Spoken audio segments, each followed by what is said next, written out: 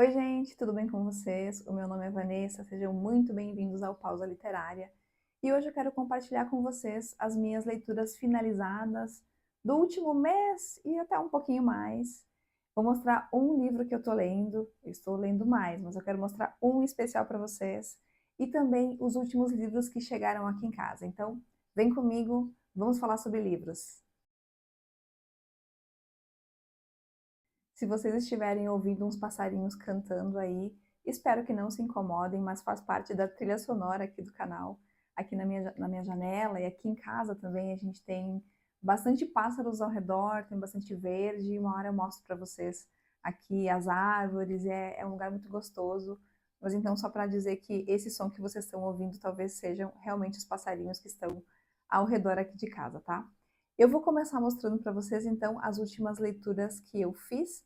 Vou falar brevemente para vocês, porque os livros que me impactam mais eu acabo fazendo vídeos autônomos. Muitas vezes não são resenhas, e sim minhas impressões, como eu me senti sobre os livros conforme eu li. E vamos lá começar. Então, eu acho que o primeiro livro que eu li em novembro foi esse daqui, que é O Intérprete de Males, da Jhumpa Lahiri. Esse box aqui eu ganhei quando eu assinava a tag Curadoria. Vem o livro, né? Intérprete de Males e o nome da autora. Belíssima capa, hein? E também veio um livretinho, uma revista, na verdade, falando sobre a vida da autora e contando um pouco também sobre o livro, enfim. Eu gosto bastante dessas revistinhas que vêm junto e são bastante úteis para a gente saber mais sobre a vida do autor, enfim. Mas faz muitos anos que eu assinei a tag, faz tempo que eu não assino, e esse aqui é um dos livros que veio. É uma antologia, então, né, um conjunto de contos, se eu não me engano são 9 ou 10 contos, eu adorei. Minha primeira experiência com essa autora é indiana, não, na verdade ela acho que ela é norte-americana, mas os pais delas são indianos. Ela escreve sobre a cultura indiana de uma forma muito linda. São contos curtos, mas muito potentes.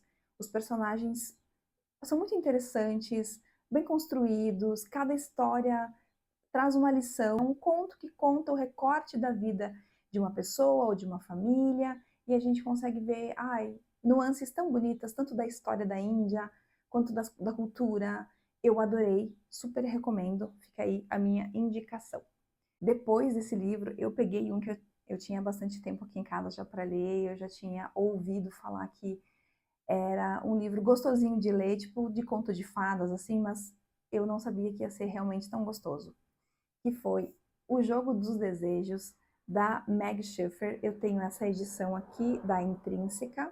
Nessa história aqui a gente vai acompanhar uma professora, ela vai participar de um jogo para conseguir receber um prêmio e realizar um sonho dela e de um dos alunos dela, que é ela conseguir adotá-lo. Ela não tem condições financeiras e nem estruturais, uma casa, um carro, enfim, para conseguir adotar esse menino, então ela vai participar desse jogo para tentar conseguir então o prêmio e com o prêmio a condição financeira que ela precisa para adotar ele. Porém, não é um jogo diferente. Um escritor famoso que há muito tempo não escreve livros, ele propõe o seguinte jogo. Ele convida algumas pessoas para ir até a casa dele e essa professora é uma dessas pessoas.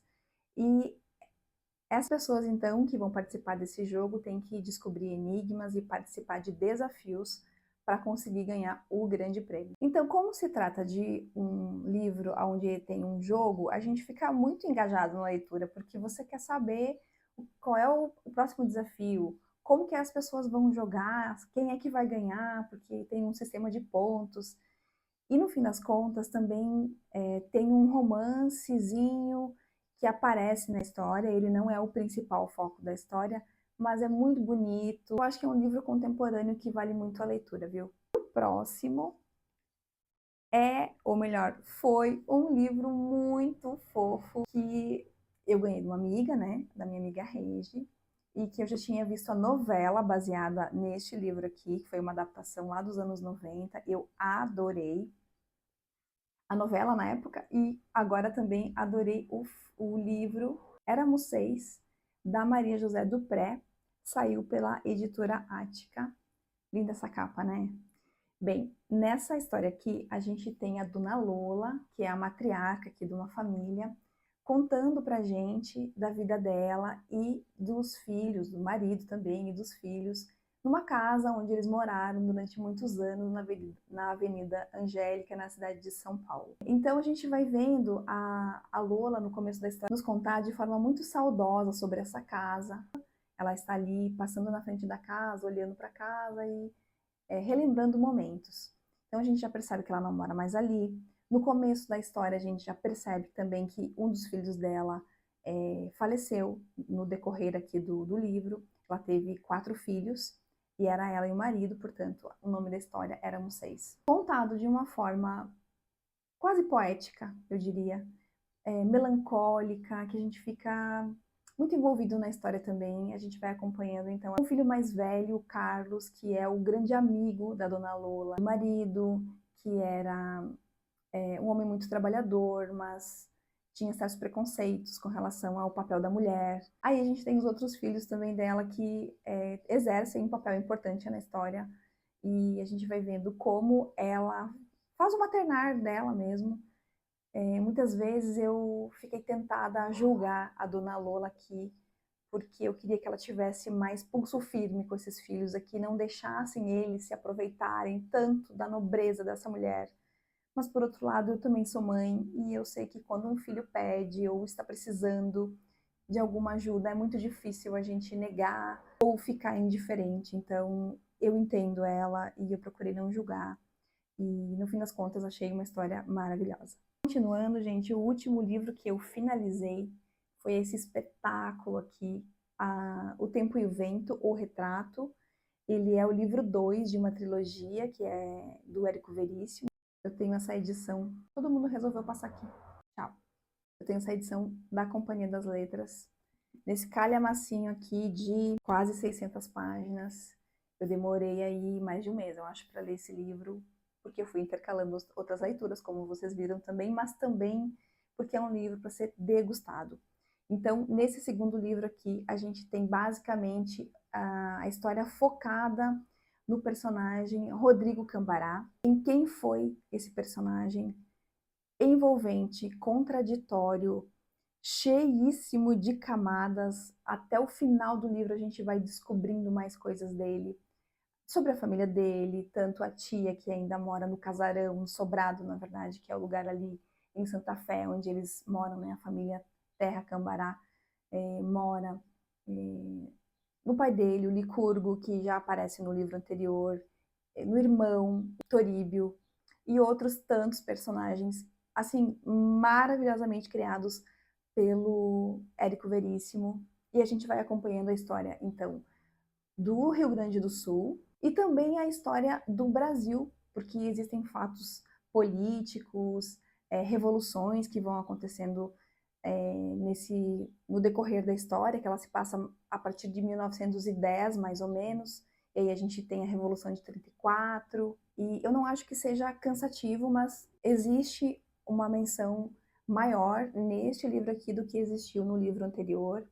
Um cenário maravilhosamente criado aqui pelo Érico Veríssimo. Se você nunca teve contato com O Tempo e o Vento, eu recomendo fortemente, porque a gente fica sabendo da nossa própria história, através da história dessa família fictícia, mas que conta também muitos relatos reais que aconteceram no Brasil, né, na história do Brasil. Então, maravilhoso. No ano que vem eu vou ler o livro 3 dessa trilogia e encerrar, mas já tô com saudade, porque são personagens, assim, de fato, inesquecíveis. E assim termina a minha listinha de livros lidos dos últimos tempos, e agora eu vou mostrar para vocês um que eu estou lendo e que eu estou gostando muito e que eu queria falar sobre ele agora por conta da época do ano maravilhosa que a gente está vivendo. Eu não sei vocês, mas eu amo o Natal. E embora exista muita correria em muitos lugares, né? Horários de Natal para as pessoas correrem para comprar presentes, enfim, tudo mais. Mas eu, particularmente, acho bonito este momento da gente encontrar com a família, da gente arrumar nossa casa e refletir sobre o nosso ano. Para mim, parece que são, assim, é um momento de encerrar ciclos e programar novos ciclos e iniciar novos ciclos lá em janeiro. Eu sei que é só de um dia para o outro que muda o ano, não muda muita coisa, né? Porque é um ano, simplesmente um dia. Mas para mim faz toda a diferença. E aí eu gosto de fazer meus planos e tenho meus caderninhos. Um dia desses eu mostro para vocês os meus caderninhos aqui, é onde eu anoto as minhas listas de muitas coisas e também faço os meus planos para os anos seguintes. E aí que eu me empolguei falando do Natal, e nessa época que eu gosto tanto, e eu já ia passar para os livros novos que eu recebi aqui em casa, e estava esquecendo de mostrar para vocês a leitura especial que eu estou fazendo e que é exatamente para essa época do ano, que é esse aqui, ó. Esse livro lindo aqui, Cartas do Papai Noel, escrito pelo Tolkien, nessa edição maravilhosa da HarperCollins, capa dura, não tem fitilho, mas eu depois vou mostrar o marcador aqui para vocês. Ele é maior do que um livro normal, assim, vou mostrar para vocês aqui para vocês terem uma ideia do tamanho. E aí, gente, esse livro aqui são cartas que o Tolkien escrevia para os filhos dele no Natal, se fazendo passar pelo Papai Noel. Gente, eu vou mostrar para vocês aqui por dentro, passar aqui as primeiras páginas, embora todo ele seja uma gracinha, aí tem a introdução, e aí começa em 1920, e aí termina, eu acho que são 20 anos, tá? Deixa eu só ver a última carta aqui, qual é o ano? 1943. Aí eu estou aqui em 1928. Aí vou mostrar para vocês como que é, ó. Tem o envelope da carta e a carta aqui traduzida, né? Com certeza. Mas assim, são cartas divertidas que o Papai Noel escreve dizendo: ai, tô atrasado para entregar presentes no mundo todo, então hoje não deu para escrever uma carta muito longa, mas espero que vocês gostem dos presentes que vocês vão receber. E aí o Papai Noel tem ajudante, e o ajudante ajuda a escrever as cartas também, e um dos ajudantes é um urso polar. E o Papai Noel, ou melhor, o urso polar se mete em enrascadas, e aí o Papai Noel xinga ele nas cartas. Gente, é muito divertido, tá? Vou mostrar aqui esse marcador que eu ganhei da minha amiga Letícia, ela que fez. Olha só que gracinha. Tão simples, né, singelo, mas olha, para essa época do ano, me diz que não é uma gracinha. E aí eu, né, tô usando, fazendo um combo aqui maravilhoso. Estou lendo, não terminei ainda, mas já tô amando, já tô adorando. Então a gente tem essas cartas, e caiu o marcador, e eu vou pegar. As cartas são tão bonitas, gente, e tem umas ilustrações tão legais que vinha junto com as cartas que os filhos do Tolkien recebiam. Me diz que não é muito legal. Mas enfim, gente, um livro lindo para ter em casa, até para decorar, uma gracinha. E para ler nessa época do ano, uma delícia, eu tô adorando. E agora sim, então, vou mostrar para vocês os últimos livros que chegaram aqui em casa, que eu não sei se vão entrar na minha lista de livros de 2026, mas são livros que faz tempo que eu queria ter, e aí o recebidos do cartão de crédito acabou funcionando. Vou começar mostrando para vocês Cartas ao Pai, de Kafka, nessa edição da LPM Pocket, bem pequenininho, é um livro menor do que os outros livros de formato tradicional, né? E também bem fininho, olha aqui, ele tem um pouquinho mais de 100 páginas, e é uma carta que o Kafka escreveu para o pai dele. E pelo que eu fiquei sabendo, o pai dele era um homem muito tirano, muito frio, muito cruel. E aí o Kafka escreve essa carta ao pai dele. Todo esse texto é a carta, então temos umas 100 páginas aí. E parece que essa carta acabou nunca chegando, de fato, ao pai. Mas eu fiquei bem curiosa porque as pessoas que leram esse livro e que comentaram comigo falaram que é um livro bastante íntimo e bem interessante de se ler. Então, tá aí. O próximo é um livro japonês, está sendo classificado agora como ficção de cura, algo nesse sentido. Eu confesso para vocês que eu li apenas Antes que o Café Esfrie, o livro 1, acho que está no 4, 5 ou 6, nem sei qual tá, deste subgênero, vamos assim chamar, literário. E eu confesso que eu não gostei muito de Antes que o Café Esfrie, eu achei uma história meio rasa, meio repetitiva, e eu não gostei muito de ler. E fiquei pensando então que eu não gostava desse tipo de gênero, porém, eu vi em algum canal aqui do YouTube, que eu não vou me lembrar agora qual, alguém que leu esse livro, que eu vou mostrar para vocês, e que gostou e que é dessa tal ficção de cura, e eu decidi dar mais uma chance.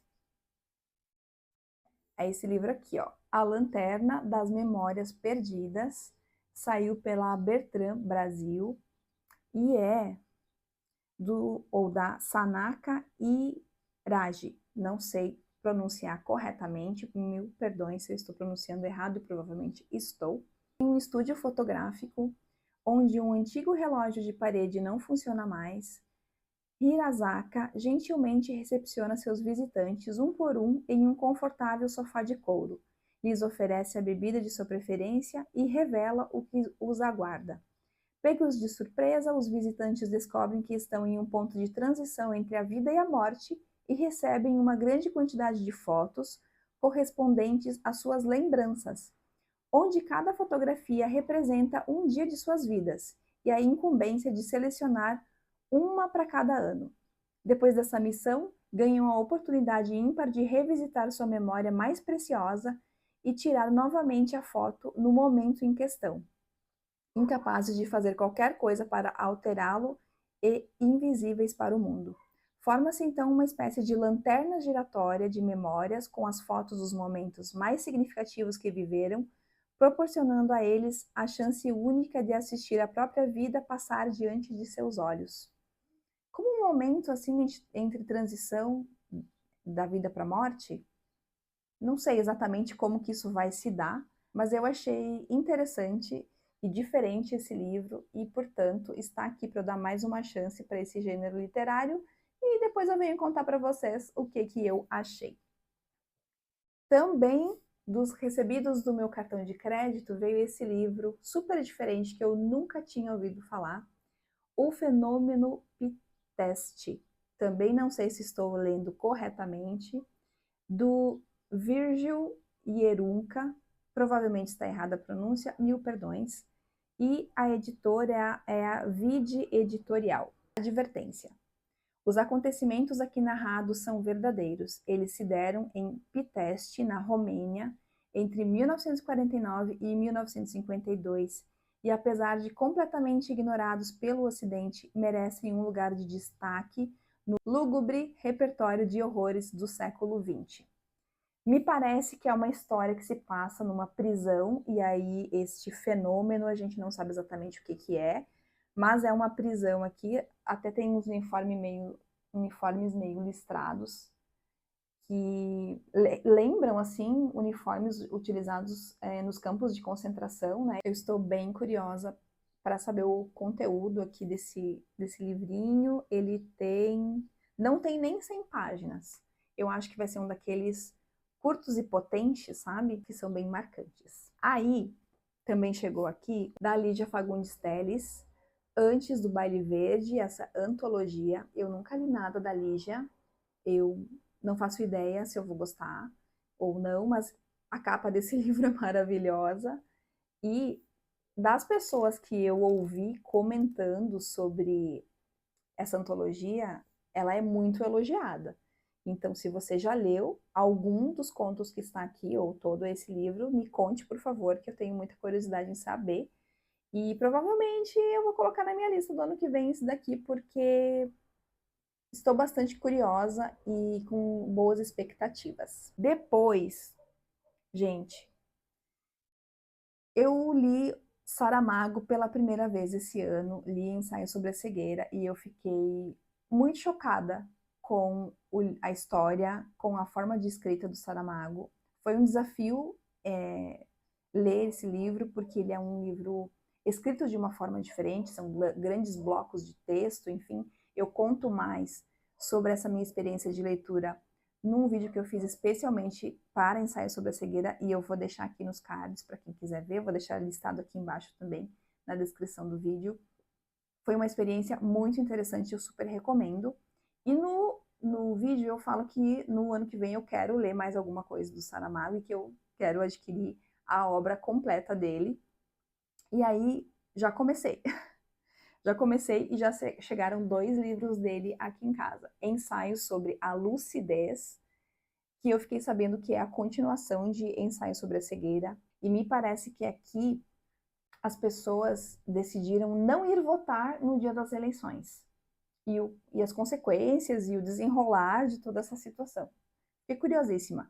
Lá no Ensaio sobre a Cegueira, para quem não ouviu falar nada sobre aquele livro, as pessoas ficam cegas de repente e tem que lidar com essa situação e sobre como o ser humano se porta quando ninguém está vendo.